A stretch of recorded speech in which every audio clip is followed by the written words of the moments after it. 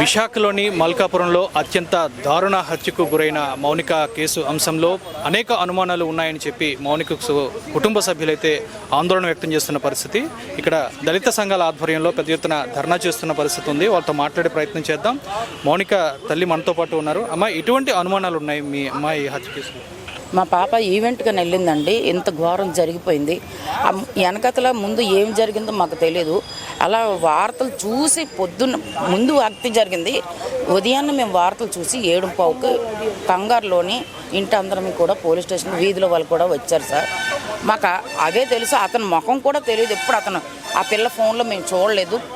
అయ్యేలా సంబంధం ఉన్నది, డేటింగ్లు ఉన్నాయి, అవి మాకు ఏం తెలియదు సార్.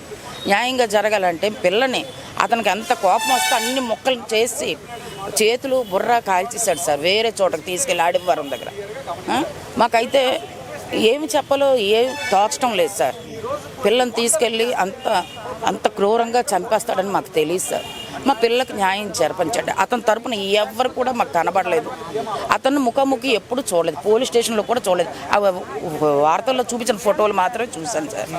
మాకేంటి తెలీదు. అతని తరపున ఏమి చెప్పడం లేదు. మా పాపదే ఏదో తప్పు ఉన్నట్టు మా పాప మీద రకరకాలుగా రాస్తున్నారు. రకరకాలుగా సమకూర్చేసి ఏవి పడితే అవి ఎడాపెడా రాసేస్తున్నారు. వార్తల్లో చెప్పేస్తున్నారు. వీధిలోకి వచ్చి ఎంక్వైరీ చేయమనండి. మా పాప ఎలాంటిదో తెలుస్తుంది. మొత్తం నాకు మందులతో సైతం మా పిల్లలే తెచ్చేది.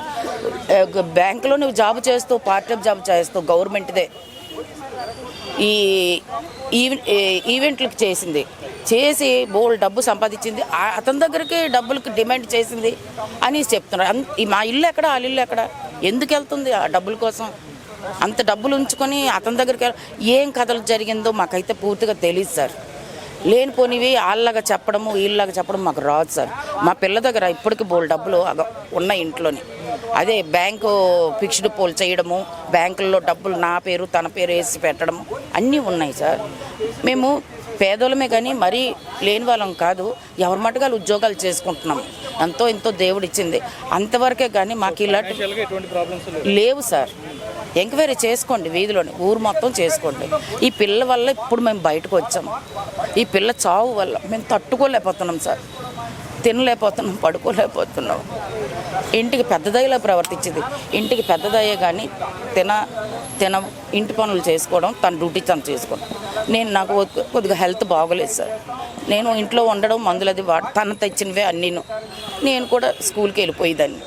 ఎవరి మట్టుకు వాళ్ళు పనులు చేసుకోండి ఊరు. అంతేగాని ఎలా జరుగుతుంది, ఎంత పెద్ద ఇష్యూ అవుతుందని కూడా మాకు తెలియదు సార్.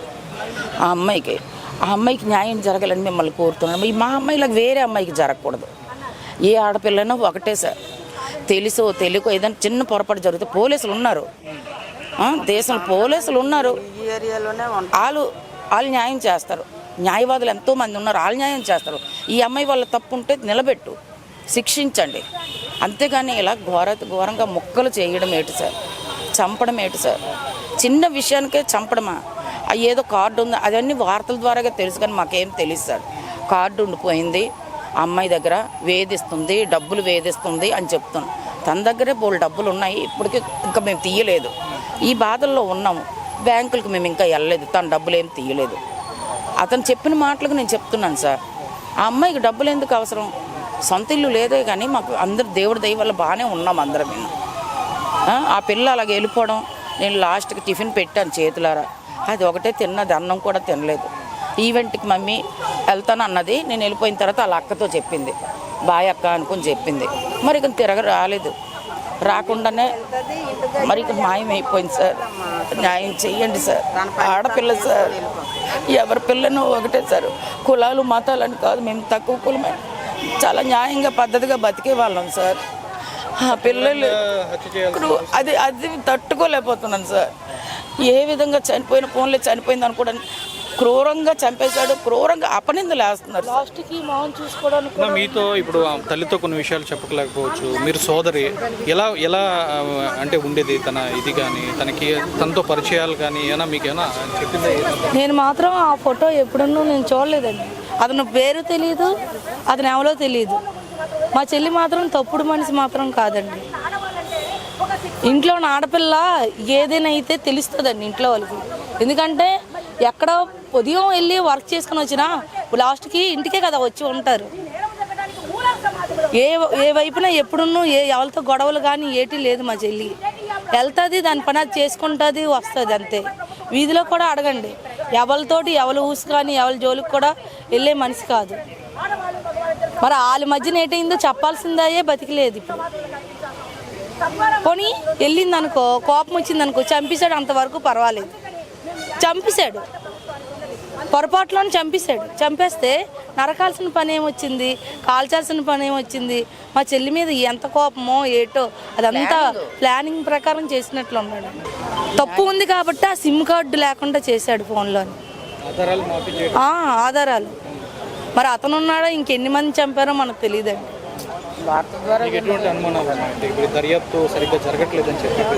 మళ్ళీ ఎంక్వైరీ వేయాలండి. అతన్ని చేయటం లేదు, మమ్మల్ని ఇక్కడ పోలీసులు వచ్చి ఇంటింటికి వెళ్ళి ఎంక్వైరీ చేయాలి. ఇక్కడ ఎవరు ఎంక్వైరీ పోలీసులు వచ్చి చెయ్యలేదండి. ఇక్కడ చేయలేదు. ఎంతసేపు అతని తరపునే కానీ ఇక్కడ మా వీధిలోకి వచ్చి ఆ పిల్ల అలాంటిది ఏటి అవేమీ ఎవరు తెలుసుకోలేదండి. ఎప్పుడు మా చెల్లిని బ్యాట్ చేయడానికే చూశారు కానీ డబ్బులతో మా చెల్లికి ఎవరిది అవసరం లేదండి. మాకే నెలగా వచ్చేటప్పటికి, నెల కాదు ఇప్పుడు కాయగూరల నుంచి టిఫిను, కాయగూరలు, మా అమ్మకి మెడిసిన్, నెల వచ్చేటప్పటికి మెడిసిన్ ఉంటుంది. మా అమ్మగారు రీసెంట్గా కంటాసుపత్రికి తీసుకొని వెళ్ళాం, ఆపరేషన్ అయ్యింది. దానికి కూడా మందులు అన్నీ మా చెల్లె చూసుకునేది. నేనేంటంటే నాది ఇక్కడ కాదు, చాలా దూరం, భీమిలి నుంచి రావాలి. నాకు ట్రావెలింగ్కే అయిపోద్ది. నేను ఇంట్లో పని చేసుకుని డ్యూటీకి వెళ్ళి వచ్చేదాన్ని. నేను లేనప్పుడంతా మా అమ్మని చూసుకునేదాన్ని. మా చెల్లి మాత్రం చెడ్డదై కాదండి, అసలు బ్యాట్ చేస్తారు. చనిపోయింది పిల్ల, చెట్టు అంత పిల్ల చనిపోయింది.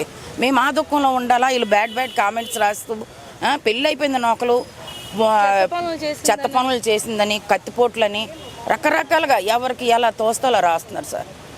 ఆ పిల్ల చనిపోయిన దానికంటే ఈ మాటలు, ఈ వార్తలే మాకు చాలా కుళ్ళబొడిసేలాగా ఉన్నాయి. ఏమని బాధపడాలి సార్ మేము? ఆడపిల్ల తాలూకులు మాకు న్యాయం చేయండి. ఇంకొక పిల్లకి ఇలా జరగకూడదు, ఇంకో ప్రాణం ఇలా కష్టపడకూడదు సార్. అదే మాకు కోరుకుంటున్నాం సార్. మనతో పాటు న్యాయవాది గిరిధర్ ఉన్నారు, ఆయనతో మాట్లాడదాం. సార్ ఏంటి దర్యాప్తు విషయంలో ఇటువంటి ఇది జరుగుతుందంటే? ఇప్పుడు అసలు ఒక వ్యక్తి నేరం చేశానని పోలీస్ స్టేషన్కి వచ్చి సరెండర్ అయినప్పుడు అసలు ఆ నేరం చేసిన అంటే అసలు అతను పోలీస్ స్టేషన్కి వచ్చి సరెండర్ అవ్వడం వెనకాల ఉన్న విషయాలను కూడా గమనించాలి కదండి. ఎందువల్ల అతను పోలీస్ స్టేషన్కి వచ్చి సరెండర్ అవ్వాల్సిన పరిస్థితి వచ్చింది? ఇప్పుడు ఇందులో ఇంకొక విషయాన్ని కూడా పోలీసులు చెప్పట్లేదా, దాచిపెట్టారా అనేటువంటిది ఇంకో ముఖ్యమైన విషయం ఉంది. ఎందుకంటే ఇన్వెస్టిగేషన్ చేయకుండా అసలు విషయాన్ని ఎలా పబ్లిసిటీ చేస్తారు, ఎలా మీడియాలోకి రిలీజ్ చేస్తారు? ఇన్వెస్టిగేషన్ జరగాలి కదా. అంటే దీని గురించి మనం గమనించాల్సిన విషయం ఏంటంటే అసలు ఆ అమ్మాయి వచ్చింది, డేటింగ్ యాప్, ఇవన్నీ కూడా వన్ సైడెడ్గానే మాట్లాడుతున్నారు. కానీ ఇందులో మనం గమనించవలసిన విషయం అసలు అతను ట్రాప్ చేసి ఆ అమ్మాయిని ప్రత్యేకంగా ఒక ప్రదేశానికి రప్పించి అక్కడ ముందుగానే ప్రిపేర్ అయ్యి ఉండి ఈ నేరాన్ని చేయలేదని ఎలా చెప్పగలం? అందువల్ల ఏంటంటే ఒక నేరం జరిగినప్పుడు ఒకే ఒక విషయం కానీ లేకపోతే ఒక నేరస్తుడు ఇచ్చిన కన్ఫెషనల్ స్టేట్మెంట్ కానీ ఇలాంటివి చెల్లవు. సో వాటి మీద బేస్ అయ్యి అసలు ఇంకా చాలా ప్రైమరీ స్టేజ్లోనే పోలీసులు స్టేట్మెంట్లు ఇవ్వడం అనేటువంటిది చాలా తప్పుడు విధానం. అందువల్ల ఇక్కడ ఏం చేయాలి అంటే న్యాయస్థానాలని మించిపోతారు, న్యాయవాదుల్ని మించిపోతారు, అందరినీ రాజకీయ నాయకుల్ని అందరినీ మించిపోయి పోలీస్ స్టేషన్కి ఇప్పుడు పోలీసులకి బాగా పబ్లిసిటీ కావాలా, లేకపోతే పబ్లిసిటీలకి ఏమైనా అవార్డులు ఇస్తారా?